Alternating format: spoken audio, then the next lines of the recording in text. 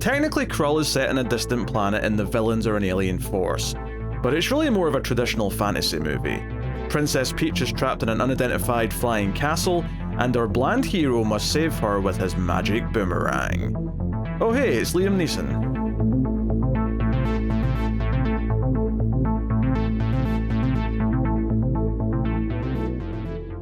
Welcome everyone to the Atomic Cinema Experiment. I am Peter, and joining me as always is David. I come in peace. This is a science fiction movie podcast. We get together and we talk about a movie. This episode was a vote episode. Our patrons at the Patreon voting tier and up voted between three cult-ish sci-fi movies from the 80s. Where all of our votes over the next few months are all going to be 80s themed, but they're all going to have sub-themes, and this was sort of the cult movies. And the winner of the three was Krull. So that's what we're going to be talking about today. Yep. So, you know, as always, we'll start spoiler-free before we get into the spoilers. That's how that goes. Is that what happens afterwards? It's pretty self-explanatory, I must admit. So, right. You know, we'll do that. We'll talk about the movie. Before we get into it, though, I'll just say, if you are enjoying the show, do hit the like button. It helps us out a bunch if you do. And if you want to support the show and help keep it coming, you can get some bonus content. We do some bonus monthly shows over on patreon.com/MailFuzzTV. I'll tell you more about them specifically at the end of the show, but good to point that out. So, Krull. David. Yeah. I'm going to just change up how I ask this question, because I normally just say, how did you feel about X movie, right? Yeah. Uh-huh. I'm not even going to explain the premise yet. I'm just going to start off with a slightly different question. Okay. How do you think I felt about Krull? I'm so happy you asked that. I was going to do a whole bit where I had like a sealed envelope with my thoughts of your thoughts inside of it and not reveal it until afterwards, but I forgot. So I'm happy you asked that, because there is no way in hell that you liked this movie. I think you might have tolerated this movie. I think that you could find some things that were okay in this movie, but there is no way in hell you liked this movie. See, I wasn't sure what I was expecting, right? Mm-hmm.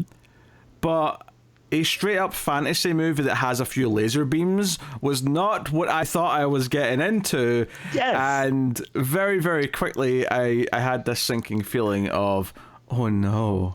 Oh, no. I don't like this. I don't like this at all. And it's not even a good fantasy movie. It's not even like I'm just going to be mean about it. It also sucks. It's also shit. But, yeah. All right.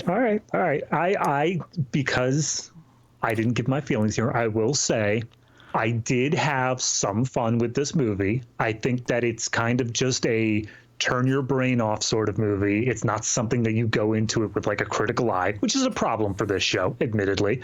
But no, it's just kind of, it felt like someone took their D&D adventure and just threw it up on the screen. And that's all it was in the end. It was some guy to the point where at one point in this movie, there's an NPC that's introduced that seems very, very important. And long story short, he ends up not being around anymore due to the like character's actions.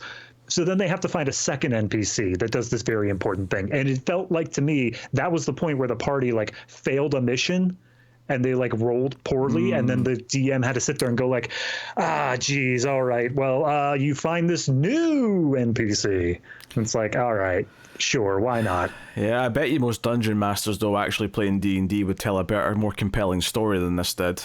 Probably. So I actually, I want to ask you a question here. Mm-hmm. And obviously you've been on 200 plus more episodes of this show than me. So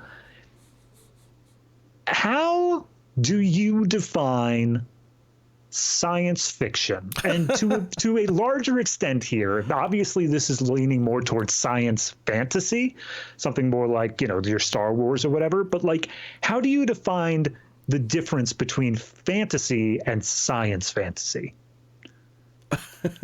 Well, I'll say that for this movie, I think even science fantasy is a bit of a stretch. I think this movie is a fantasy with a little toe just dipped into sci-fi.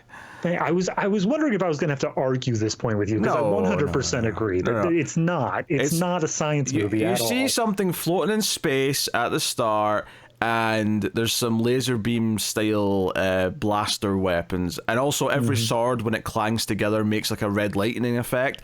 I mean, don't get me wrong, I think it's clear that this movie was greenlit because Star Wars was successful. There's actually kind of still a lot of Star Wars in this, despite the fact that it veers even further away from science fiction. But Star Wars, by comparison to this, looks like 2001: A Space Odyssey compared to this. Because this doesn't even pretend. And the worst thing for me is the movie's very much just a series of new things that are introduced without any real explanation. It's just a simple case of, here's another location or MacGuffin that we must pass. This will be very, very difficult, and then it's very, very easy, and nothing interesting happens, and then we go on to the next thing. There's a great example very early on, because the movie kind of rushes through its like setup, if I'm honest, which was concerning to me, because the movie's 2 hours long, and I was like, wait, if we're rushing through this part, then you better have some meaty stuff after it. There's a point where one of the characters is like looking at another character as he's theoretically dying, and he's just like, we didn't have enough time. And I'm like, what did you do for 2 hours? What were you doing if you did not have time? You did nothing for 2 hours, because I felt nothing. No, there's an example early on, and this is a perfect example of what I mean, is that we have our Obi-Wan Kenobi character, who is just an old one, who shows up out of nowhere with really no explanation of what an old one is, other than just he's an old guy. But he shows up, and he tells the main character, Colwyn, he's not Krull. I thought the main character was going to be called Krull. Turns out the planet's called Krull, just to clear that up. Just to really mess with you, Off the bat. But he is told that he needs a special weapon. And I was like, oh, this is a bit, Sword in the Stone, King Arthur-y maybe. Like, he's saying, hey, you have to climb up this mountain, and Colwyn says, if I'll come back with that weapon, I promise. And the old man says, no, you either come back with that weapon or you won't come back at all, which implies that there will be trials and tribulations to getting this weapon. It implies that there'll maybe be some puzzle solving, or at the very least there'll be some death defying. And then we get almost a 5-minute montage of him just casually climbing a mountain, and it's very casual. It's never a struggle. It's never like he's almost fallen off or anything. It's very, very casual. It's a bit of a hike, bit of a climb. He goes into a cave, and the weapon is just in some water. He picks it up, and that's it. He leaves with it, and it cuts straight to him next to the old man saying, hey, got it. It's not even in some water. I think it's in some lava, but the funniest part is it doesn't affect him. It is just water. Was that maybe lava? I thought it was just... I thought it was. I thought it was just water with a bit of a mist on top. No, it was like red, and there was fire everywhere. I thought it was supposed to be lava. Oh, I agree. I'm going to be upfront about this. I was struggling to pay attention to this, and I wasn't doing anything else. I never sit and play games or anything like that when I'm watching movies for the show. I was sitting paying attention, but I was almost falling asleep repeatedly during this movie. No, that's fair. So I don't remember lava, but I'll take your word that was the intention, because there's definitely some dodgy fire effects elsewhere in this movie, so I could believe that there was some fire off to the side that I might have missed. Yeah, no, but like the whole reason that I brought up that thing about whether or not it's science, fantasy, or just fantasy is that I was looking through like reviews of this and trivia of this and like how people felt about it when it came out. And by the way, box office flop, did not do well, but I'm shocked. Everyone who came back to it after the fact was talking about it as like a cult film or something, and that's fine. You can have a cult film that's not great, but they all called it like a sci-fi classic or a science fantasy epic. And I'm like, there's no science here, at least not in the story itself. There's a narration at the very beginning as we see like the space stuff where it says like, oh, there's this thing, and there's a prophecy of a couple that will give birth to a son and he will rule the galaxy. And then that just doesn't happen. That's not a part of the story we see. And at the very end, the narration comes back and says, and now we will have a couple and their son will rule the galaxy. Just literally repeating the first lines. Well, and it's like the son was going to be born in the sequel, you see. Right? This is just setting up the couple getting together. And then the second movie would have the son. Third movie would have the galaxy. Okay? That was going to be the progression. I would have loved to see this pop up and it says specifically like Krull episode 1. That would have been the best intro. Or at the end, maybe just a big bubble, like a bubblegum bubble saying "We'll be back." I'm not. When is this coming out in relation to that? Because I want to be able to. Oh, it just came out last week. Yeah, no. Mac and Me sucked. Yeah, check out Extra Reels on Patreon for us reviewing Mac and Me, which is actually more of a sci-fi movie than this is, funnily enough. It is so much more of a sci-fi movie. But this is on sci-fi list. It's on every like cult, like B-movie sci-fi list, and technically there's some space, and technically, I mean, I guess the biggest thing is we're on a planet called Krull. I guess that is the most sci-fi thing you could say about it. Yes, we are, but like, how often does a character even mention that? How often does a character even mention the fact that like this planet is not just, you know, D&D Earth, pretty much, just a made-up fairy tale Earth, you know? I mean, I remember them saying it a couple of times early on, but you know, I don't. Yeah, admittedly, does it matter that it's named Krull? Really? No, it doesn't. I mean, honestly, we open up the fact with these two like warring kingdoms or something like that are coming together for a wedding. The kingdom may as well have just been named Krull. Like, there's no reason for there to be a planetary-wide thing, which honestly, I'm going to put out my theory here, is that this was a shelved script that was sitting around since like the 70s when fantasy movies were like big with Conan and stuff like that. And then when Star Wars came out... Conan was the 80s, but sure. No, but I mean, like, you know, comics and stuff like that. Comics, where, like, okay. Fantasy was like a big selling point. But then they just dusted it off and said, okay, Star Wars is big. Let's just make it so that this evil castle thing is from space and the evil guys have laser swords. There you go. That's now a science fiction movie. Yeah, but once they break into the evil like castle, right, the spaceship castle that's made of wood, which doesn't seem like very good for space travel. No, not really. It's a big tree trunk. That's effectively what it was when it was floating through space at the start. But once they get in there, it just feels like, oh, this is just them rescuing Leia from the Death Star, except in Star Wars, when they get to Leia, she's an interesting character and challenges their ideas of what a hero is. Here... No, the princess just does need saved. There's no subversion to it. There's no twist to it. It's just no. And not only that, I mean, we're still not in spoilers yet. I'll just say that all of the action with the main character with his special weapon is him standing. He throws it. He keeps his hand out, and he just watches as the weapon does stuff, and occasionally smiles as he says, "Oh, it's working." I'm not gonna lie. I love that part. I love that part in like the worst way. Yeah, I loved it in the same way of like sequences from Mac and Me. From a critique point of view, this might be the laziest action that I have ever seen in a movie. It's embarrassingly stupidly bad. Absolutely. There's this part in the movie where the I guess foot soldier, whatever you want to call them, are called Slayers. And every single time these guys like freak out and they're like Slayers, and then they're literal stormtroopers with stormtrooper aim because they just stand off to the side and fire off their laser things, and they could maybe hit the broadside of a barn if they're lucky.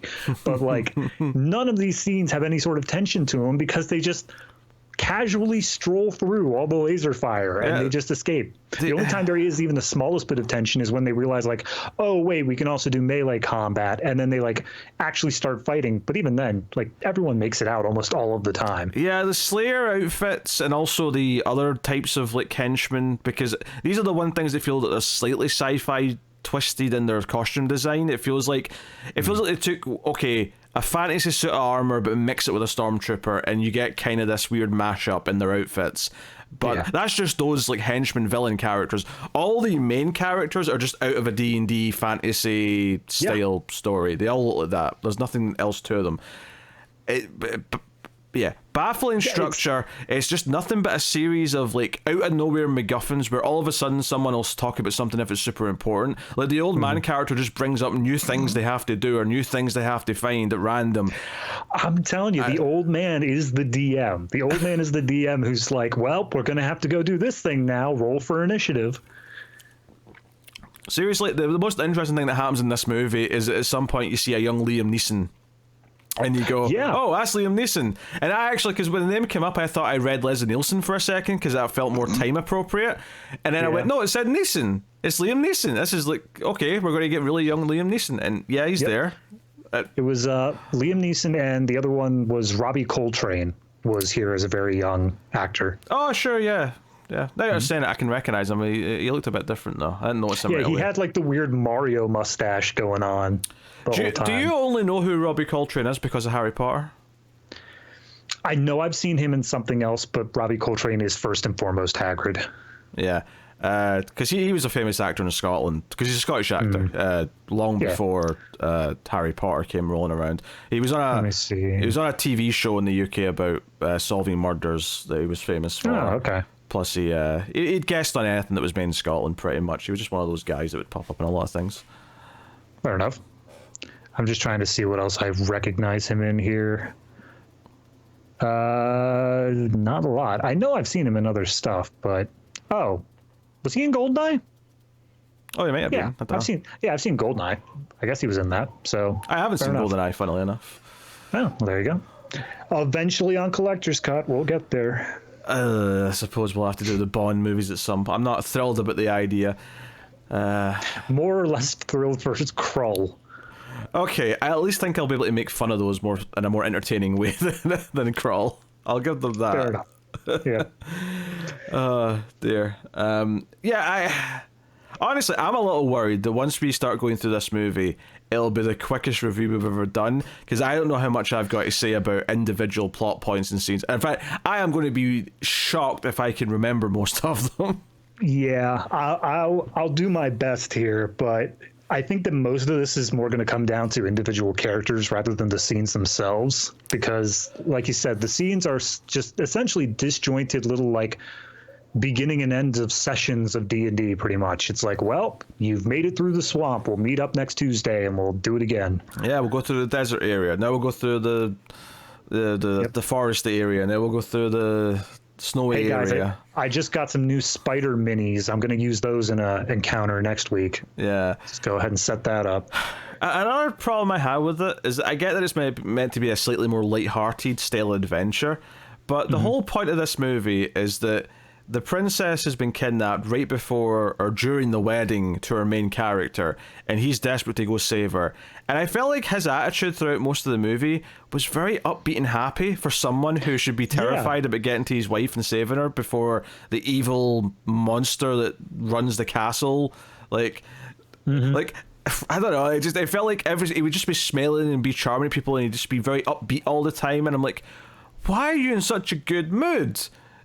Well, I think that it's especially strange because one of the very first things once he wakes up after the attack is he's told that his father is killed and his wife has been kidnapped, and he sobs, he cries, he weeps, he is full on grief. And then like 30 seconds later, he's like, all right, adventure time. Let's go pick up a merry band of travelers and we'll go fight the Beast King. It's like, all right, dude, you do you. A lot of this is on the writing, so I don't want to just blame the actor, but he is the blandest slice of white bread that has ever walked the earth. That's fair. I looked up what he did afterwards, and by that I mean nothing. There's nothing. He's been in like a couple TV shows, but he is not a leading man.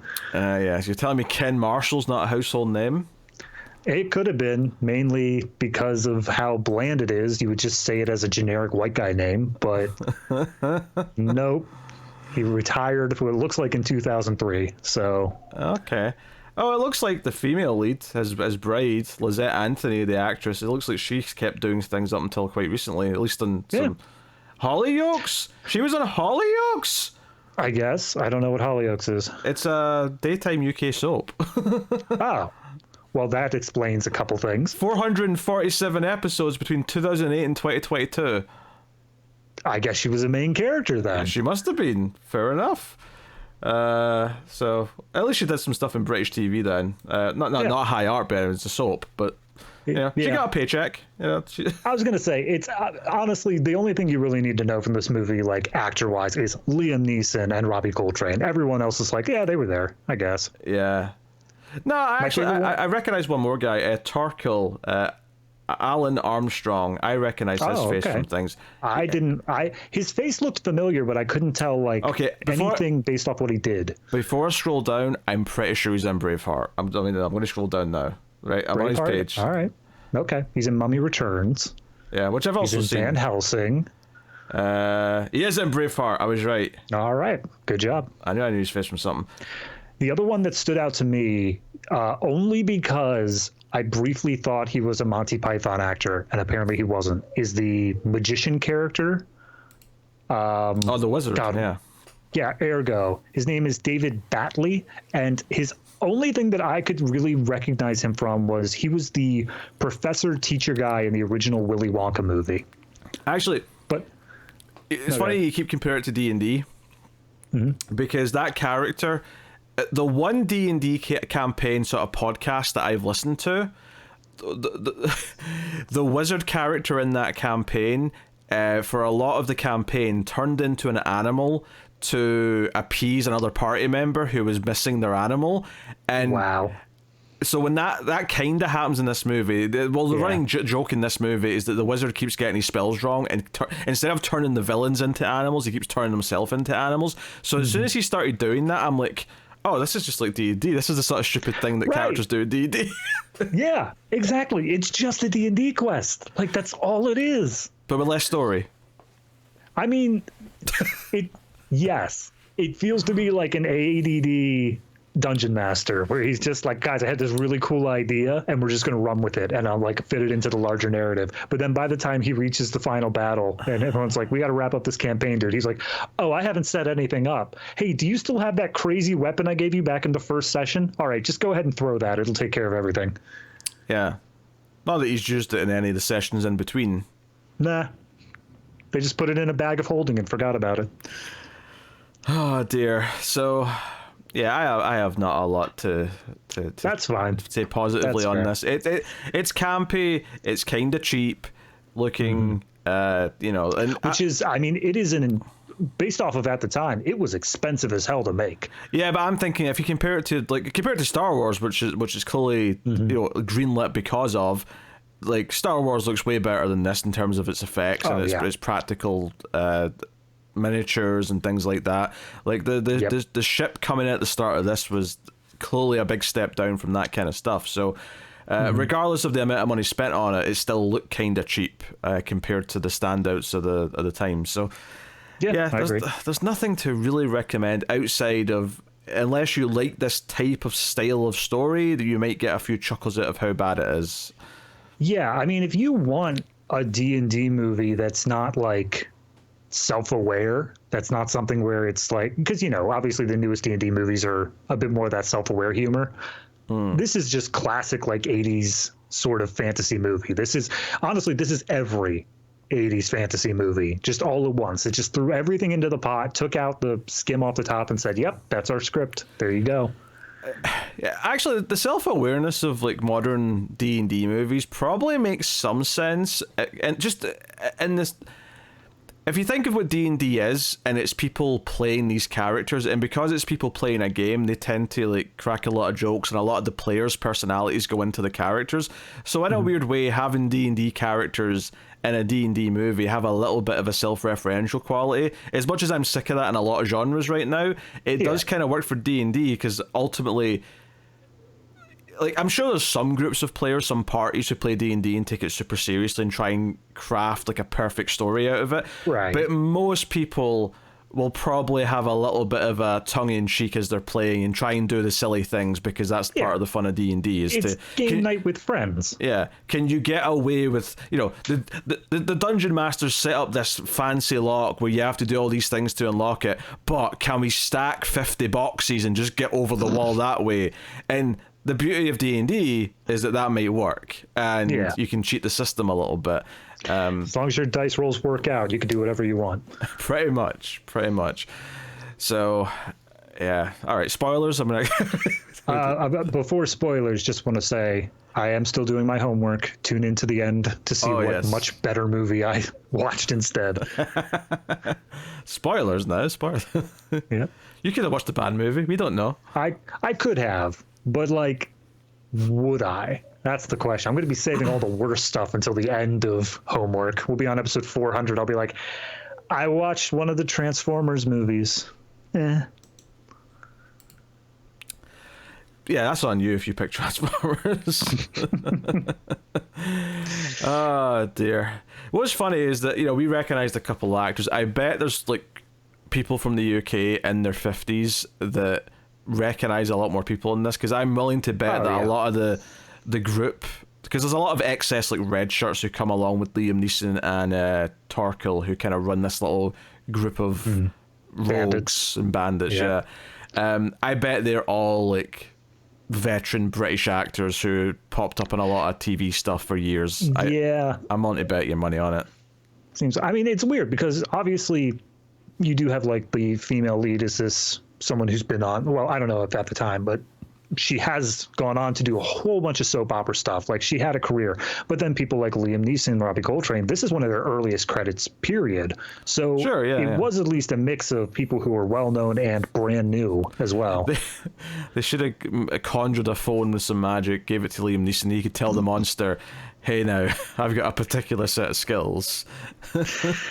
The prince calls it up and says, hey, can you talk to him? And he's just like, why? What'd he do? He's like, he took my wife. And he's like, oh my God. He took something from you? I'm an expert in taking things back. And then whatever Robbie Coltrane is known for over in the UK. I would just say Hagrid, but you say that he's more well known than that. Well, don't get me wrong. People my age and younger will know him as Hagrid, but I think, and I've never even seen the cop show that he was on, Cracker, but I do know he's famous for saying, there's been a murder. I think That's he said that. That's a very unique line there. I don't know. People always crack jokes about it. People of an older age than me quote that line when they're talking about that show. I've never seen that show before my time. Right. Fair enough. Make that your post-Columbo show. Start watching through that. No one's going to care about some old UK show.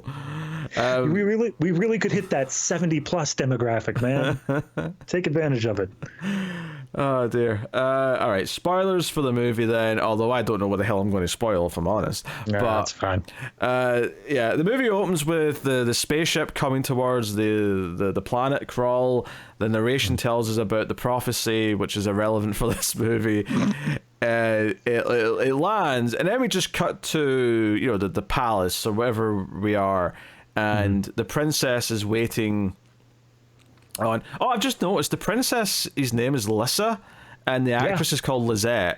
It's like they just changed a couple letters at the end. I don't know. I think that's just happenstance. I don't think they were like, she's not answering whenever we call her character's name. How do we deal with that?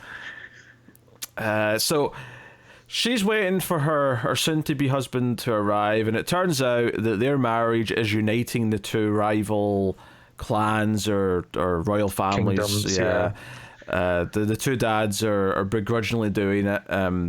They're kind of judgmental of the other one's kid, but they kind of agree that they kind of need to unite because it seems like there's some time has passed since the Black Palace. Is that what it's called? Yeah, the ship, whatever it is, Black Castle, Black something, something like that. But it's weird because we see it land, we see it come out of space, and then people are just kind of talking about it as if it's been around for like generations. Yeah. Because they're like, the Slayers are coming for us, and all I can hear in my head is do do do do do do do do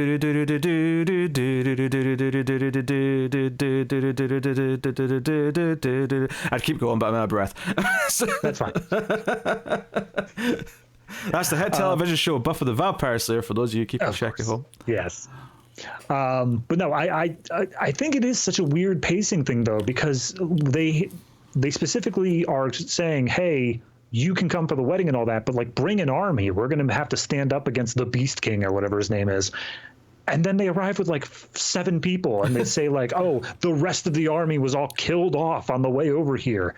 So it's implying this thing of like, this threat is horrible and it's like here and it's been around forever. But people are just like now reacting. It doesn't feel like there's been 100 years of war between then. It feels like it's just now happening right now. Yeah, it also feels weird then if your entire vast army, which I've got a feeling it's because they couldn't afford all the extras, if they all died off on their journey here to have this wedding, then why is everyone such a happy, laid-back mood at the wedding? Like, everyone's just celebrating the wedding, like, it's just a happy occasion, nothing bad will happen. And of course, the Slayers show up and invade the castle during the wedding, which, let's not gloss over the wedding itself here, which, they do a bit of stuff where what's his name? Colwyn is like dipping he's got his sword's on fire and he dips the sword in some water and he's like, I give the fire to the water and the only person who will bring the fire back is the woman who will be my bride.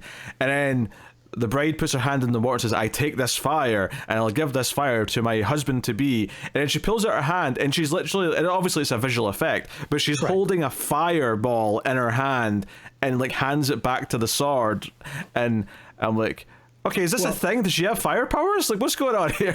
Yeah, I mean, the way they play it off, it seems like it's just one of those things of like, oh, this is just tradition or whatever. And it's some level of low-level magic of just a thing that they can do in this world. So be it. I'm fine with that. The problem I have with it is the fact that it's a setup. Like, this whole thing at the beginning is supposed to be a setup for the very finale of the movie, and it fails so hard on that, because when they finally bring it back up in the finale, I'm like, really? That was the important bit? You actually had to finish the ceremony in order to make the big magic thing happen? Okay. The Slayers invade the castle, there's fighting. Yeah, Princess everyone dies. Yeah, Princess tries to get away, but they capture her. One of the only interesting things, arguably, the movie does is that when she's back in the Dark Castle, or whatever we're calling it, like, they always show the main villain, the main monster, sort of obscurely. You never get like a clear shot of him. And he does feel, depending on the scene, sometimes he feels more like he's a mythical creature, but there are some scenes where he does look more alien, and I guess I was like, oh, maybe that's a bit sci-fi, because technically, to this planet, how many of these people are aliens? Like, technically. So, I was like, okay, that's a fine idea. They kind of treat the inside of the building, though, kind of like it's like a mythical place with all these walkways that are closing behind her, and these rooms that are like big claws that she's standing in, and things like that. All right. So here was my idea of this opening scene, and I honestly think it would have made it better. By the way, I found the name. It's called the Black Fortress. We were close. So, yeah, we were close. So I thought that because we never saw, like, straight on the Beast, as they keep on referencing him, that you were thinking a man behind the curtain style thing. Not even man behind the curtain, as much as like, as she moves through this castle, we see things like bones and teeth and like muscle looking stuff. I thought the Beast was the fortress.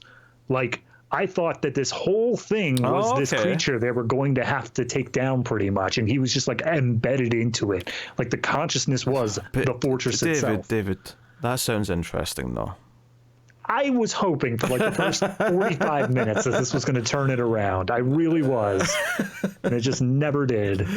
Like the old man, played by Freddie Jones. Obi-Wan Kenobi. Yeah, Ynir, or Obi-Wan Kenobi, as I'm probably going to call him from now on.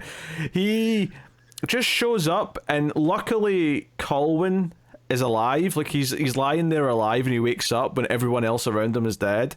And the old man's like, oh yeah, your wife's been kidnapped, everyone else is dead, including both your fathers, well, your father and your father-in-law. And it's like, okay, all right. And as you said, he weeps and whatever, he gets a bit of reaction out. And then they're outside, and he's like, okay, if we're going to go and get her back and we have to go to the Dark Fortress, then you're going to have to go and get this weapon. So I already described this earlier. We get like this extended 5 minutes of him just casually walking and climbing up this mountain as if it's just a bit of sport. And when he gets into the room, like, he pulls out of the apparently lava this I'll call it the deadly fidget spinner. Yeah. Right. Okay, so the official name for it is the glaive, Glaive. It's a shuriken. Like, that's actually what it is. It's Well, a it's a- shuriken that like pops out the spikes at the end. It's a bit bigger than a shuriken, though. A shuriken's like True. a smaller. This is like boomerang sized. Yeah. And like you say, blades kind of pop out of all the spokes. The poster makes it look like it fires laser beams. I don't recall it firing 5 laser It beams did at any not. point. No. No. So he looks back in the water and he sees a few other things in here. There's a Terry's Chocolate Orange that doesn't look very good, and there's a used copy of Bicentennial Man 2 on DVD, but he didn't take that either. So Nah. he comes back down the mountain. You know, we could just make up whatever we want about this movie. No one would know. I know. I'm just trying to entertain myself because the movie's boring as shit. Okay? Yeah. I was falling asleep repeatedly.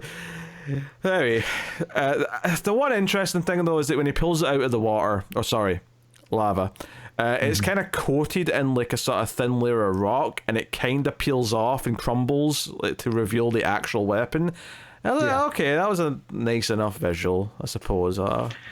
My favorite thing is they go ahead, they do that visual, and then instead of showing the whole long climb back down, he's just immediately back with Obi-Wan. Which further implies how easy it is. Yeah, absolutely. But my favorite thing is he's like, he walks up, he shows it to him, and he's just immediately ready to throw it. And Obi-Wan's like, whoa, kid.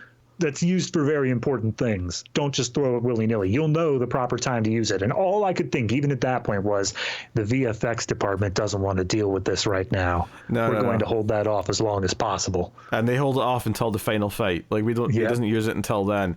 It also does reek a little bit of like, oh, let's blindfold them and like have them fight a little droid target with his new weapon.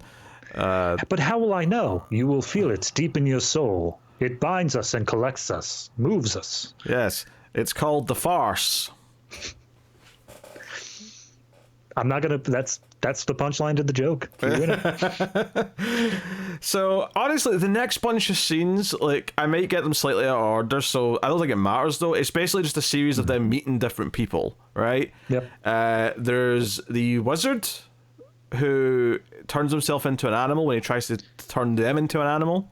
Yeah, you call him a wizard, but I'd say if we're talking about D&D, the closest thing he feels like is the bard. Like, he's that weird, quirky sort of character. He doesn't work with music. He actually works with what seems to be more of like recipes, and like he writes down these spells. So it is close to like the wizard class, but just personality-wise, he's that's what I was thinking. He had spells written down, so I was thinking wizard. Maybe it's just because, like I said, there was the wizard in the campaign that I watched that was turning into an animal that made me... I guess it's just whenever I think of wizard, I do think more of like Dumbledore, sort of like old wise and whatever. Well, we kind of get that as well, actually. The seer who they encounter a little bit, get more of a wizardy look to him, for sure. But yeah, this guy ends up joining because he doesn't want to go with them, but when he tries to walk in the other direction, he sees a Cyclops in the forest and doubles back and joins up, kind of reluctantly because he's scared. This Cyclops, by the way, turns out to be a friendly dude who's actually just wants to help because he feels it in his bones that something bad's happening and he's here to protect or something. I don't know. There was a little bit of backstory.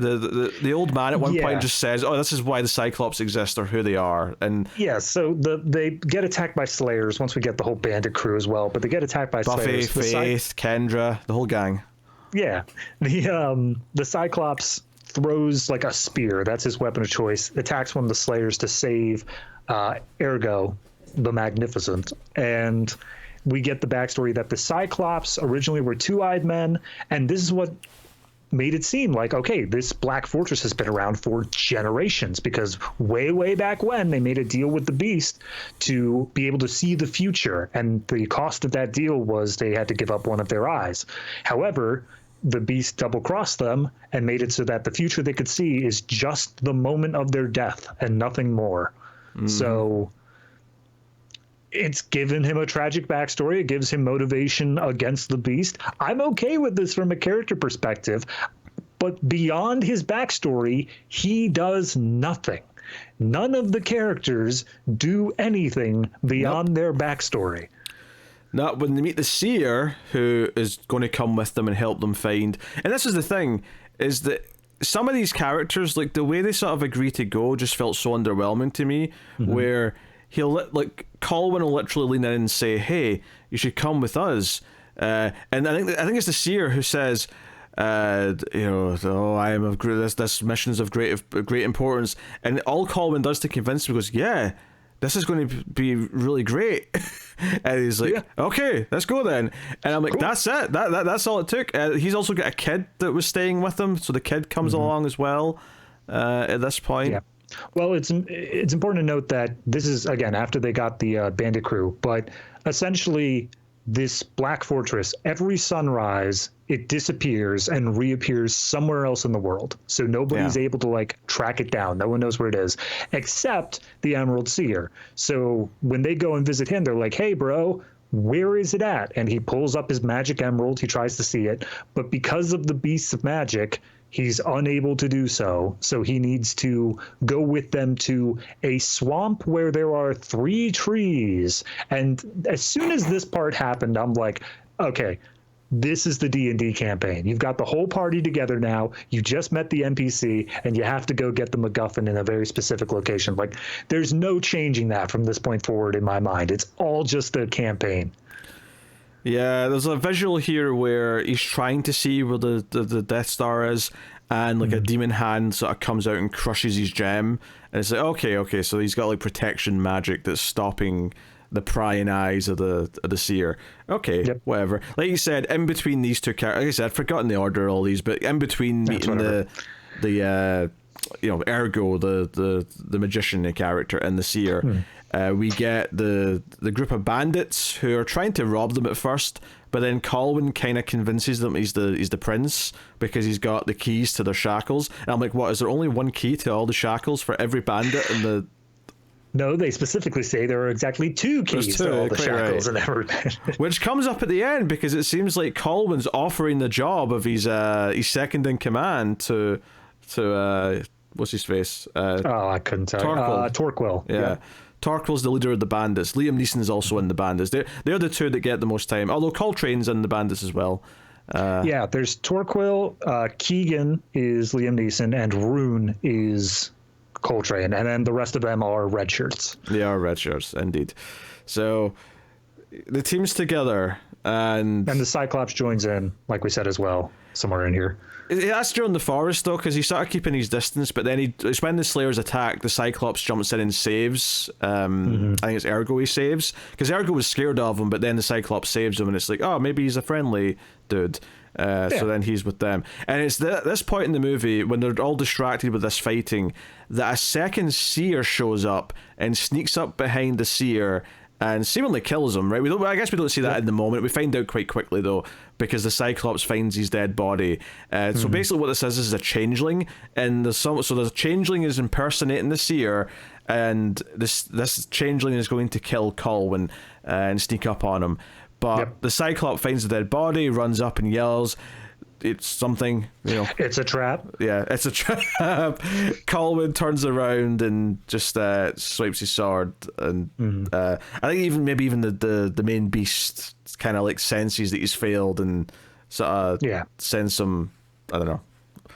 So it sends a virus back his way, like, oh, you failed. There's this thing where we get later on, because we keep on, not every time in between scenes, but every once in a while, we'll cut back to the princess in the Black Fortress, and essentially the beast is saying, hey, heard you was getting married. How would you like to get hitched to me instead? I've got unlimited power. And she's like, no, I'm married for love. And he's like, pshaw, love? Let me show you a little magic TV screen to show you how much I'm going to kill your boyfriend. Because there's a second changeling. This is one of the scenes where we're with her. The party, the D&D party, have went to one of Liam Neeson's wives who happened to live in this forest. He's got 8 wives, and honestly, that's probably the best characterization to any character in this movie. But they go there for some sustenance. They're all hungry, and they're all too weak to hunt. So they go there, they're getting fed, and this blonde woman who was just there, apparently, because she didn't come with the guys, she must have just been hanging out with the wife. Yeah, she was someone who was staying with the wife. That was like barely a conversation that happened between Neeson and his wife. But she starts to come on to Colwyn, and this is actually another changeling. This is a ploy by the Dark Beast, who is like showing this to the princess and saying, look, he's going to give in, he's going to betray you and sleep with this wench. And she's like, no, he would never. And sure enough, Colwyn says, no, I cannot betray my wife, my beloved. I'm a virgin, and I've been waiting for marriage. And she basically just gets upset quite quickly and sort of shows her hand that she's actually a creature, a changeling. She just gets her claws out. And the Dark Beast decides to like change his tactics here, where he's like, well, if he's not going to fall for it, then she can just kill him. So she tries to kill him, and obviously Colwyn and co are able to diffuse the situation. Dispatch of her, right? And then at that point, the Beast is like, okay, all right, fine. I won't try to corrupt him anymore because clearly he's incorruptible. But if you don't marry me, I'm just going to keep on sending more Slayers until they die. So you can stop this whenever you want. And then we never cut back to her again. Oh dear! I don't know if it was before this scene or after this scene, but they encounter some quicksand. I think it's before, but yeah. So we get a whole like them daisy chain themselves, try to save everyone, and of course there's one red shirt who does go under and dies, and it's a good 5 minutes of your screen time. It's like, you know what? I saw the never-ending story. The scene with the horse was much more impactful. This is nothing. I feel nothing. I think the point that bothered me so much about that scene is that all the other characters made it out like what felt like so effortlessly. So the fact that this guy was the one that got caught behind, it just kind of felt like, well, you weren't even trying then. Everyone else just was fine. And also, maybe this was just me, but I was staring down the Obi-Wan character during this scene. Everyone else was making a daisy chain, and he was just standing there off to the side like, well, that sucks. Anyway. So the seer's gone, right? And they're like, okay, how do we find the By the way, did we mention that the kid is still around and he's just a kid with the group now, and he's like, oh, the seer's dead, he was my only family, and then these like 12 guys are like, we're your family now. That's right, that's what Colin said, we're your family now, which sounds like a threat, but yeah, it's a different time and a different place. It's a long time ago in a galaxy far, far away, okay? Continue. So like, how do we find the fortress now? And Obi-Wan's like, I've got an idea. All right, guys. My ex is around here. Well, I might be able to talk to her. He doesn't reveal that's what she is at first. He just says that, okay, so there's the widow in the web, and she has like a real name, and I know what it is, so I can get past her and like have power over her. It turns out the reason why he knows her name when he does get to her is because it's his ex-wife. So we get this effectively a short film of him going through this creepy spider's lair where there's just a bunch of webs, and he's like sort of climbing on the webs and trying to get through it. There's a kind of a dodgy animatronic spider. Like that's definitely stop motion. That's stop definitely motion, Harryhausen. Yeah. And he's like just sort of almost dying, but he gets to the center where the widow is inside the sort of central web sort of room. And turns out this is his ex, and she just kind of casually confesses here that the reason why she became this widow of the web thing was a punishment because she killed their child. And he's like, what are you talking about? We didn't have a child. And she's like, yes, we did. We had a son, and as soon as he was born, I killed him. And I was like, okay. And then the line that got to me, because she sort of turns her back and she's saying, oh, I can't help you, is she says something to the effect of, or he says something to the effect of, yes, I know it's like, it's normal to have hatred for a woman when she killed your son. And I'm like, well, yeah, no shit, you don't have to say that out loud. It's pretty, but it led into a line of forgiveness. He was like, I still see you just as beautiful as you were back then. Which, and she changes back to her beautiful form. Is it just me, or does it seem a bit quick to forgive her for that? He's literally just found out she did it. I mean, yes, but at the same time, he didn't even know he had a son, so it's not like he was that attached to it. It's still a He's just big like, thing to find out. It is. I'm not Also, gonna argue. Okay. did she give a compelling reason as to why she did that? Yeah, she said, I hated you so much for leaving us. I had to take my anger out on him. Yeah, that doesn't make it sound better. She's still a psychopath. No, it does not. She sounds awful. That sounds like just straight vengeance for evil's sake, but go on. So here's the thing that I got really hopeful for. Like, we got to say, this is over an hour into the movie. David, you ignorant slut. I know. Okay, I get it. However, the point that you're skipping over here is that as this guy goes in and he says, like, oh, hey, I know her, is as the spider's attacking, he manages to delay it by saying her real name. And her real name is Lyssa. Yes. The same as the princess. So she's like stops the spider temporarily enough for him to get in and talk to her. And then they start talking about like, Also, he's on a timer for this, by the way. Like, because on his way in, like, she's got a big egg timer that she flips over with like magic sand in it. And like, if it gets to the bottom, if the sand runs out, like that's it. The spider will attack. Yeah. So I thought, and then they start the conversation saying, hey, we saw each other back decades ago, and when he says Lyssa, she's like, oh, you haven't called me that since I last saw you. I thought, because I was still waiting for the science fiction shoe to drop, we were going to do a goddamn time loop here where old man Obi-Wan was actually just Corwin and Lyssa was still Lyssa, and this is like the bad timeline where he never rescued her and he went off and did his thing and she was still captured by the beast for like however long. I thought we were doing they were going time to loop. do the third act of the Lost in Space movie. Oh, you sweet child. I was hoping because like, why else would you name another character the same name as the princess who was lost? That seems like such a strange choice unless you're doing this time loop thing.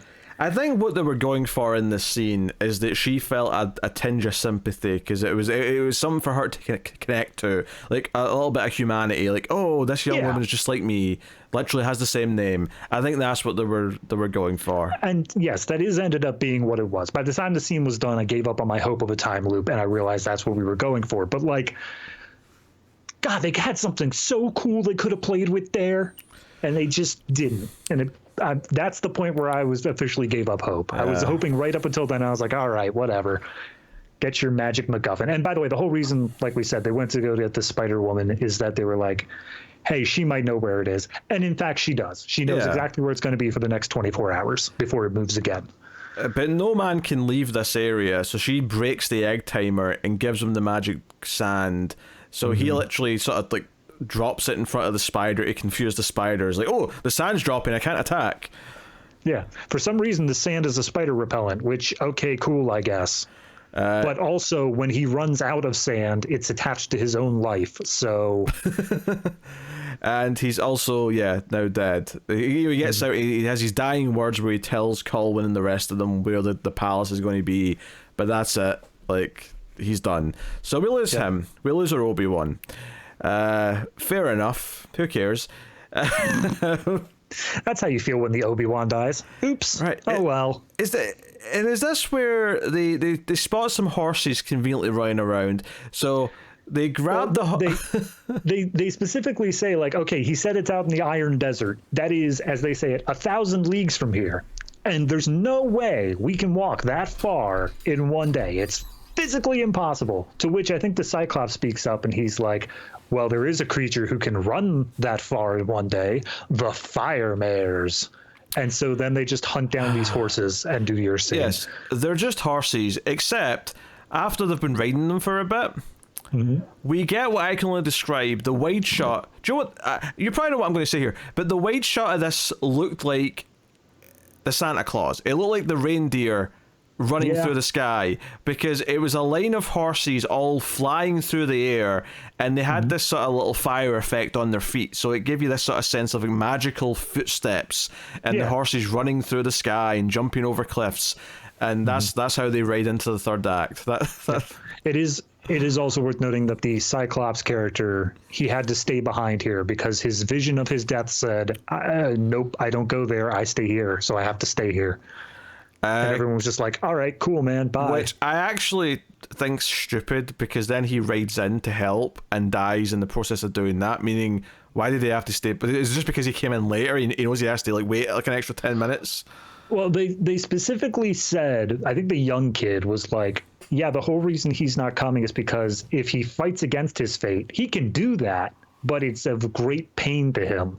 So he does it despite great pain. It doesn't explain anything, and I hate that explanation, but they at least attempt to do something. Actually, there's a great little bit when they're walking earlier, where the Cyclops is with them, where you can tell the actor in the Cyclops makeup obviously couldn't really see through the makeup, right? Because someone dropped like a pole or something, or like a spear, and he bends down to sort of pick it up, but you can tell the way he sort of moves his hand around that he can't actually see where it is, so he has to he has to feel for it like a blind person, and obviously it's because he's got this makeup covering his eyes and then the fake eye in the middle for where he's so he's faking being able to see. I'm gonna go ahead and chalk that up to Cyclops don't have depth perception. That makes sense to me. But no, actually, you just remind me of this. So this entire time, Ergo the magician has been buddy with this kid, and they talk about like what wishes they want, and Ergo's like, oh, I would love a pie as big as a house, but the kid just wants a puppy, just a single puppy. That's all he would want. Ergo does not shut up about gooseberry pie this whole movie. It's all he wants is gooseberry pie. To the point where it leads him into danger when he sees like a gooseberries. Yes. Just in the field. I've never had a gooseberry, never made a gooseberry pie. So no, same. I don't even know is it a real thing? Are gooseberries a real thing? It sounds like a real thing, but I don't actually know. I don't know. That's not something I care enough to look up. So I don't think it's the first time I've heard the word, so I'm assuming it's a real thing. Right, gooseberry, I'm Googling. It's a real thing. All right. In this magical fantasy world on a far-off planet in a galaxy far away, gooseberries are still a thing. They look kind of like grapes, actually. I'd imagine most berries usually look like grapes, but... Oh, do strawberries look like grapes? Most berries. I clarified. They look like grapes with like some sort of subtle stripes on them, is how I describe them based on these photos. Well, anyway. I guess they're delicious. Anyway, so during that scene where he was picking up the poles, he said, we had Ergo just run off away from the group for a second, use his magic to transform into a little basset hound puppy, and then rejoin the group in order to cheer up the kid, because this is right after the seer died. So he's like, hey, look, I'm a puppy. And the kid's like, oh my God, it's great, fantastic. And it lasts for maybe like 5 minutes before they reach a campsite and he transforms back, and that's like the end of that. But it does give a little bit of characterization of saying Ergo cares about other people here. It's probably the most characterization anyone gets, to be honest, is that little gesture that he does. It's also like his running joke here is also kind of a payoff in a way. It pays off again later, actually, but it pays off here because he's transformed into an animal twice before this. In both times it was an accident. Once it was when he was first met the characters. The second time it's when the Slayers showed up. He tried to help in the fight by trying to turn them into something, and he instead turned into an animal himself. Here's the first time he actually intentionally changed himself into an animal. So it felt like a sort of sweet payoff to that. So minor points for that. Yeah, they know basic story structure. It's just not a good story being told here. It's not a cohesive plot. But yeah, like you said, everyone runs up to the Black Fortress. They do manage to get to it before sunup, just barely. So they have to very quickly try to climb in. And this is where we lose like 3 red shirts, maybe. Like a bunch of people all die as they're trying to climb in. I think what got me is that once some of them are inside and they're running down these corridors, and particularly those walkways that are like little bridges over like chasms, I'm like, oh, this is just the Death Star. This is, those walkways on the Death Star where, in fact, at one point he even swings on a rope. Which admittedly is also like a swashbuckling adventure, but Star Wars also took it from that type of thing. So whether it's the Xerox of a Xerox problem. Yeah, whether it's doing it because Star Wars did it or it's doing it because of the same things that Star Wars took it from, doesn't really matter. Either way, it felt like oh, hey, okay, we're just doing that now. Yeah, I mean, once we're in here, Liam Neeson croaks. He gets killed. The Cyclops is crushed in a door, trying to hold it open for the group. Yeah, he makes a big sort of daring entrance, like riding in on his horse and fights off a bunch of the bad guys. But yeah, like you said, he's trying to hold this this trash compactor style door open while the others get through, and then he gets crushed. Have you ever wanted to see what would happen if the trash compactor scene didn't have 3PO and R2 up there trying to solve it? There you go. That's it. Yeah, actually, on that subject, I suppose the one minorly interesting thing I can say about the fighting in this, because the fighting is not good, but some of the Slayers, when they die, get their heads cut off, and there's like sort of like blood pours out of their heads, and I thought that was actually quite graphic for what this movie is. It looks like it's blood, but then it also looks like there's some sort of weird little like creature, like tentacle creature that crawls out and like falls onto the ground somehow. And that's the closest I think it really feels to sci-fi, but it's just as easily explainable with magic as well. Well, because it feels like an alien brain thing controlling a robot body or something like that. Right, absolutely. But like I said, when they hit them with the swords and stuff, it doesn't feel like that should be enough to kill them if they're just robot bodies. So then I have to fall back on, well, it's magic then. It's a kind of magic. I actually looked up specifically the Arthur C. Clarke quote of any sufficiently advanced technology is indistinguishable from magic, because I felt like it really almost applied here, except for the fact that all of it's just magic. They don't even bother trying to explain how any of it's technology. Honestly, like, this is the thing. They get to the door where I should mention that Ergo turns into a tiger to help fight the bad guys, which fair enough. Yeah, they get separated. The kid and Ergo get separated off, and they have to do their own thing. So, but our main character Colwyn gets to the door that sort of separates him from his princess, and he just holds up the fidget spinner of doom. And it just starts cutting into the door, and he literally just stands there and watches it. And this was the moment where I went, is he not even going to do anything to like use this? He just stands and watches it do its thing. And that was bad enough, but once he actually gets in and he's reunited with her, they hug, they kiss, whatever, and then the big demony monster alien thing starts getting angry, and he has to fight that. I was like, okay, here we go. Here's your big payoff. This is what the movie's been building to the whole time. And then it's the same thing. He throws the glaive, right? That's the real name of it. Yeah. Right, the fidget spinner. He throws it, and it just kind of like keeps slashing into the beast. And what makes it worse? Not only is he just standing there watching it with all this, because there's like a lot of light beaming at him, right? As he's just holding his hand out as if he's waiting for it to come back. This thing just keeps like stabbing into him until eventually it just hits the right spot, because with no build up, with no crescendo, with no idea that like, they're almost going to lose, but then they win at the last second. No, none of that. It just keeps cutting into him until eventually it hits the magic spot where he goes, and like falls back and dies. I thought it was even worse than that, because not only does it not keep going into him, like, it hits him once or twice, but then there's an extended segment where like the beast and this fidget spinner are playing chicken with each other of like, who's going to move, who's going to do it, who's going to whatever. Then the beast fires off a bolt from his mouth or whatever, and then the fidget spinner finally goes, ha ha, you fool, and he plunges itself into the chest. And when I say he, I mean the fidget spinner, because Colwyn is doing nothing. He's just standing there. He's just standing there with his hand out. That's all he's doing the whole time. I guess it's like implied that he's mentally controlling it to some extent, but like he's not. Because he doesn't seem like he has any control over this thing whatsoever. They have not established that. See if they'd done a scene earlier where he's trying to learn how to use it, and he's like practicing, and he manages to get it up a little bit and gets it to cut into something. It'd be like, okay, that establishes that he has to focus to do this. But that's the thing. He doesn't like focus when he's looking here. It looks like he's just slightly amused. He's like, oh, that's kind of cool. Oh, this is working. No, very good. Yeah, this is easy. I feel like if this were like a parody movie, they would have this exact scene, but on the third cutback, he'd just like have his phone out and he'd just be scrolling with the hand still extended. He'd be like, yeah, no, you're good. You got it. Keep going. Yeah, this feels like if you're playing a video game and you put it on baby mode and just kind of like mash X as you're doing something else. I mean, I'd say the closest thing is like the space between the QuickTime events. He needs to make sure he's good to catch it if it ever starts flying back to him. But beyond that, he's just waiting for the cutscene to end. Yeah, so none of this is engaging. This entire final act is just... in some ways, it's the worst part of the movie, because it completely whiffs on everything it could possibly do that could be interesting.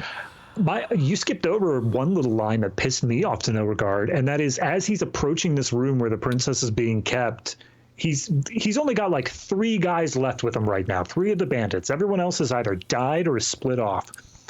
And mind you, the entire reason for having all these people here is to take on the beast. Like, that is the goal. So as we're walking up to this final place, he knows his princess is inside. He turns to Torquil and says, okay, I have to do this alone from now on. Get out of here. And I'm like, what was the point of picking up the party? Why did we bother with that the whole way through if you were just going to turn them away at the final fight? It just pissed me off, especially because then they throw the remaining bandits down into a Indiana Jones spike pit where it's just slowly closing in on them and ends up killing one more. Yeah. It just felt unearned.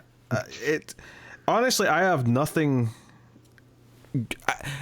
I'm trying to search for like something interesting to say about this movie because there's nothing. At least something like Mac and Me over on Extra Reels, and this is kind of an Extra Reels caliber movie if I'm honest. It's close. Even something like Mac and Me has things to talk about. It surprises you with the crazy choices it makes. There's no crazy choices in this. Like at every possible turn, it makes the most safe, like least effort choice it could make, and just says, "Oh no, that's it. Right, that'll do." That's the attitude.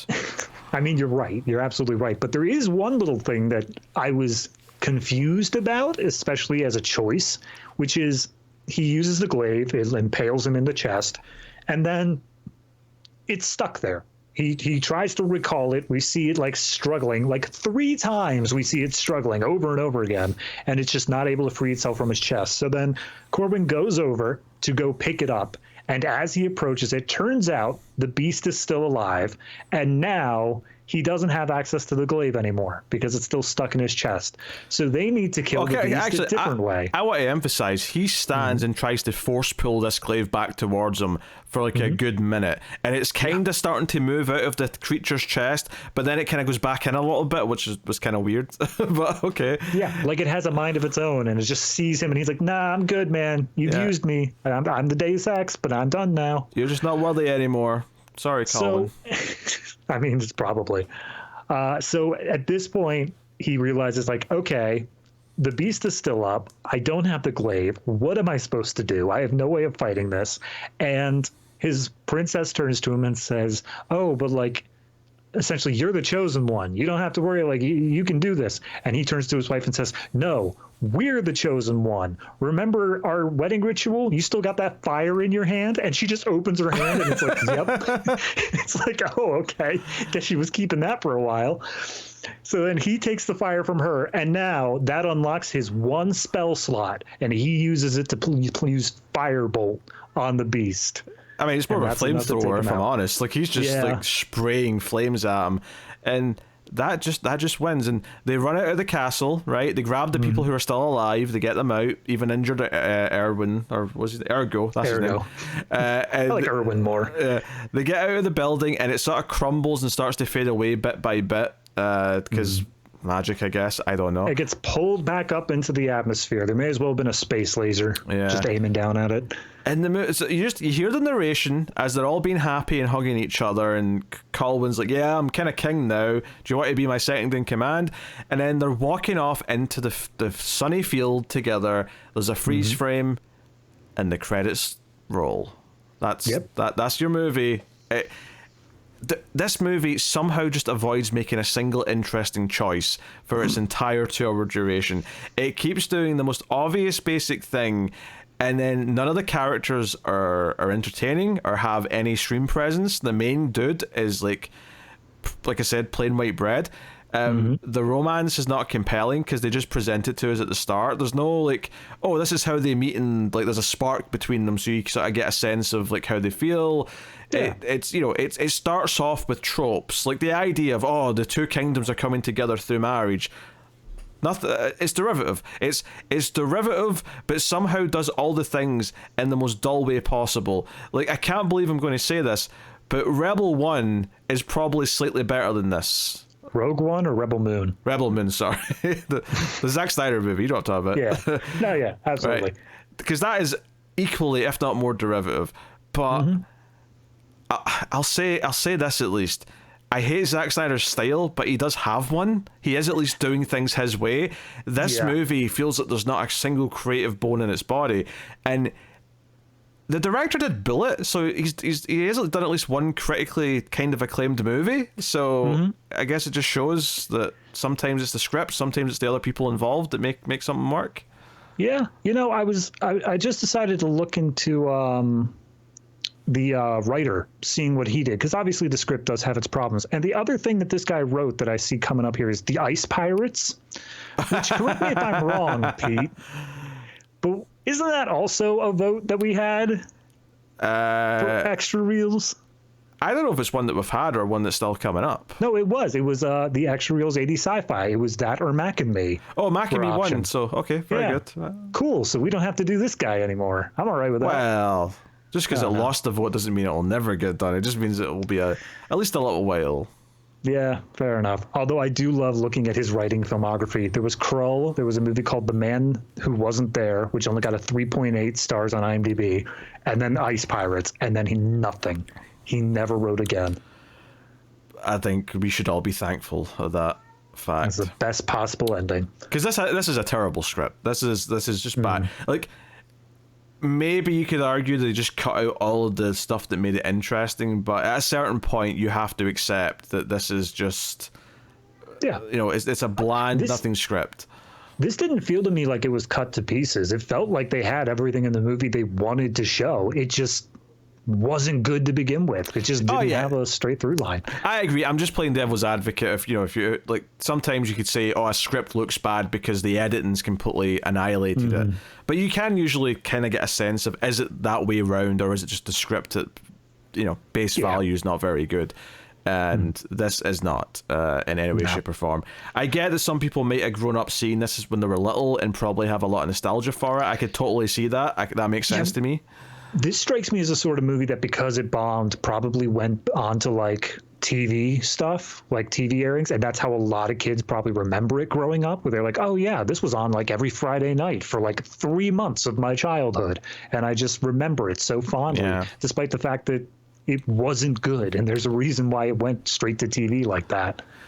Yeah. So I guess I'm glad, because I've heard the name for years. I guess I'm glad I've crossed it off just so it's done. I never have to think about it again. It's definitely not going to be something I'm considering for, when we get to like a top 25 of the 80s or anything like that. I mean, I'll put it on my list, but it's not to say that it's going to make the top part of the list. All right, David, what are you rating Krull out of 10? God, I don't know, man. It's such a, because again, I had some fun once I stopped caring, like once I was like, oh yeah, no, it's just, don't worry about anything making sense. Don't worry about anything being like a twist or interesting or anything like that. This is literally comfort food, the movie, where it's everything you've ever seen before sent to you in a much more safer, sterile package. So honestly, I can't fault the movie too hard in that it's like not horrible, but it was just so boring most of the way through that like I never want to see it again. So I think all in all, probably like 4.5 for me, just barely under the average mark, in that I don't think that it's good, but it's also not doing anything that's like offensive either. It's literally the definition of background noise. Yeah, I got to be a bit harsher because I just found it a slog to get through. So I'm going with a flat 3 out of 10 for this one. Oof. All right, fair enough. Not for me. It's not to my taste in the first place, but on top of that, I think it actively is just poor at everything it's doing. So I can understand some people have to sell it as a kid having some sense of nostalgia for it, but I have nothing positive to say. In some ways, like, I'm not saying it's better or worse than Rebel Moon, really, because I do think Rebel Moon made me angrier, but at least I felt something. At least I felt anger. I didn't feel anything for this. That's the eternal question. Is it better to feel something negative or not feel anything at all? At least negative can have some passion. Yeah, true. It would add an extra 20 minutes to this review, but this is where we're just up. Well, luckily we've got some of your homework to pad things out a Yes. little bit, which we'll get to in a second. I'll just say, if you want some bonus shows, obviously we have the Atomic Cinema Experiment. I do Streams After Midnight with Tim, which is a horror movie show, and then we of course do Collector's Cut, where we work through franchises and stuff that aren't either horror or sci-fi. We've done Dirty Harry, we'll be doing Ghostbusters soon, stuff that's of other genres and other collections of movies and things like that. But if you want some bonus even content on top of all that, you can go over to patreon.com, support all the content, help keep it all coming. Me and David do 2 monthly shows that are exclusive on there. We do the Criterion Cut, where once a month we review a movie from the Criterion Collection. So, high caliber, critically praised movies. Krull. And then we have extra reels at the $5 and up tier, which is where we review some of the worst things of all time. And this would have fit right in there for the most part, to be honest. It's maybe not quite as dramatically bad as some of those movies, but I don't think it would have felt weird if we'd done it on extra reels. Now that I've watched it, I think it probably would have actually done better on extra reels, because I would have went into it with a completely different mindset. I would have went into it expecting like something corny and hokey and over the top. So we've done Neil Breen movies on that show. We've done Dangerous Men, Miami Connection, Deadly Prey, a whole bunch of interesting stuff. So go check it out. Recent episodes include Mac and Me, like we mentioned, or David Dakota's A Talking Cat. So fun stuff to hear us get upset about, or possibly get slightly kind of weirdly into, and like sort of try and crack the code that is Neil Breen. Oh yeah, no, there's that's the thing. Over on that, we use a different rating scale where we have to determine whether or not it makes the cut. A lot of those make the cut. A lot of those are that fun. Yeah. So, yes, every episode, David does a homework where he goes back and watches one of the sci-fi movies that we did on the show before he joined it, so that he can catch up on all those old movies and be as educated as he can be. David, what was your sci-fi homework this week? Well, I could try to come up with some tortured metaphor that somehow manages to connect the two movies, but if we're being honest, 2 weeks from now we got a new release, and I had to watch Dune Part 1 before we went to Dune Part 2. So Dune Part 1, I had not seen it before. I really did want to sit down, even since it came out, I really did want to sit down and watch that, but I knew it was nearly 3 hours long. I just never wanted to commit the time to it. I was honestly going to do it last week with The Abyss, just picking out dates from a hat. That was a stupid idea, so I pushed it to this week instead. But no, overall, I enjoyed it. I actually, the reason I wanted to watch it so hard is because I watched Arrival like long before that, and I loved Arrival. Arrival was one of my all-time greats there. So trying to get into Dune, obviously I've seen the 1984 version now. I think this movie does a much better job of explaining things in a way that feel natural to the plot rather than just whisperings of characters, because dear Lord, I do not miss that at all. Visual effects, fantastic the whole way through. I will say, maybe it was because I started watching it at like 8:30, 9 p.m. By the time we hit the last 45 minutes of the movie, I was kind of just in and out of like caring at that point. I kind of just felt like the movie had gone a bit too long.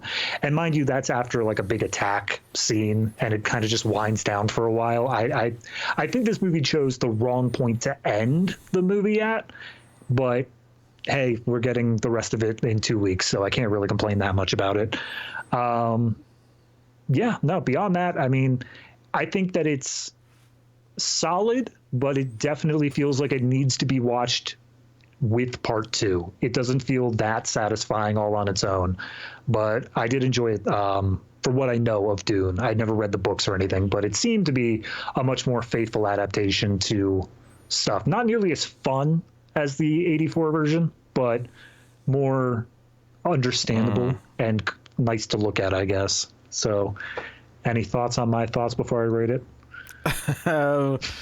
I mean, you're not like, just glowing with praise, which a lot of people were, and I found myself feeling on the outside of that because everyone seemed to think it was the best thing ever when it came out in 2021, and I was kind of lukewarm. I was like, yeah, it's not bad, but It doesn't have as much personality as the 84 one. Yeah, exactly. And I found myself feeling like it was a little bit of a slog because it was so long. It was only half the story. Yeah, I like, you know, obviously we're going to do the second part and we'll see how it is, but I wasn't in love with Dune as much as a lot of people were. Yeah, that's fine. I think probably if I did watch it like as it came out all those years back, I might have been up in that. I might have been caught up in all the hype of it, but this far after the fact, I'm like, yeah, it was fine. It was good. It's going to be weird to see specifically Zendaya, like, because she's grown up a lot since that first movie. So it's going to be weird to see her so much older here. I wonder how they're going to really take care of that. But yeah, anyway, overall, I'd say 7.5. I think it's solid good, but like I cannot overstate just how much I was checking out in those last 45 minutes. Like I was ready for the movie to end and it just kept going. So that brings it down quite a bit there. Yeah, fair enough. All right, well, that is the show, everyone. That is the Atomic Sam Experiment. We will be back next week with Mad Max 3 Beyond the Thunderdome. Or is it just Beyond Thunderdome? Either way, whatever. I think it's Beyond Thunderdome. Yeah.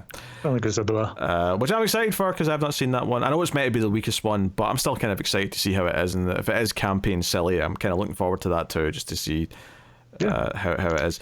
So, look forward to that. We'll also be starting the Ghostbusters franchise on Collector's Cut next week.